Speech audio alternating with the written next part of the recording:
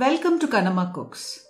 Here is an easy recipe for brinji made with mixed vegetables, basmati rice, spices and coconut milk. This is an easy one-pot recipe perfect for a lunchbox. Here is how to make it. We will be using 2 cups of basmati rice for this recipe. Wash the rice in water. Once the rice is washed, soak it in water for 20 minutes. Set aside. We will be making the brinji in a pressure cooker today as it's easy and fast. Add some ghee and vegetable oil to the pressure cooker. Add in the cloves, star anise, cardamom, bay leaves and curry leaves. Saute for a few seconds. Add in the sliced onions. Saute the onions till they are soft. It will take about 2 to 3 minutes on medium flame. While the onions are cooking, let's make a brinji paste.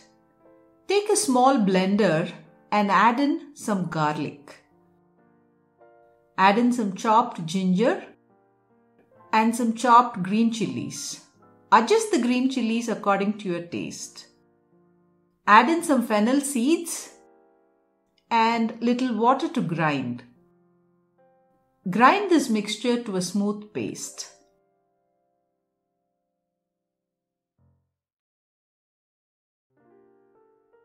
Our brinji masala paste is now ready. Add this paste to the pressure cooker. At this stage, add in the sliced tomatoes and the salt. Mix well to combine. At this stage, add in a little black pepper powder and turmeric powder. Mix everything once. Cover the pan with the lid and cook for a few minutes till the tomatoes are soft and mushy.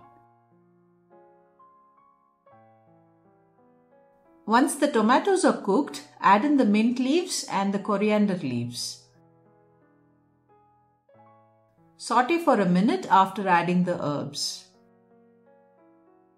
We will be using 3 cups of mixed veggies today. I have used a combination of green peas, potatoes, carrots, green beans and chow chow. Use whatever you have in your refrigerator, it's fine. Add in the veggies to the pan and mix well to combine.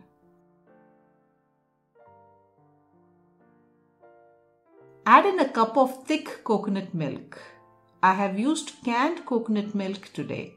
Add in 2 cups of water.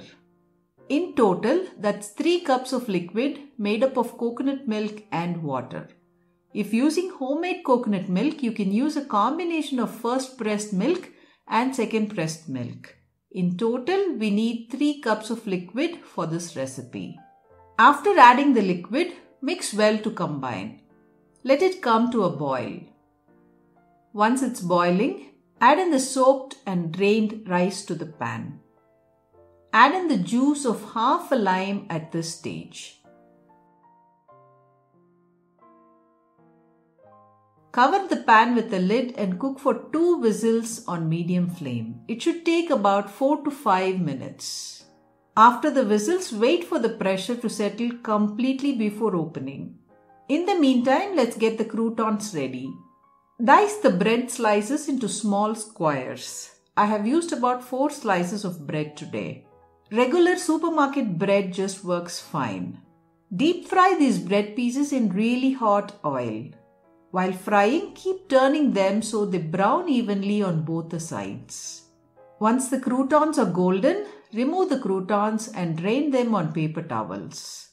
They will be oily. Change the paper towels 1 or 2 times to drain off all the excess oil. The pressure has completely settled. Now let's open the cooker. Our brinji is well cooked. Now gently mix well. You do not want to break the rice, so be gentle with that spatula.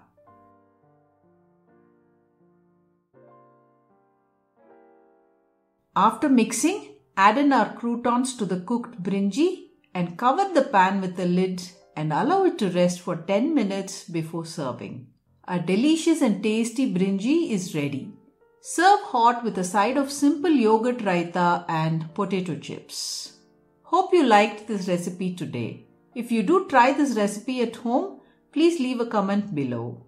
Show us some love by hitting that little like, share and subscribe buttons. Thank you for watching, and until next time, it's Suguna signing off. Happy cooking and bye-bye.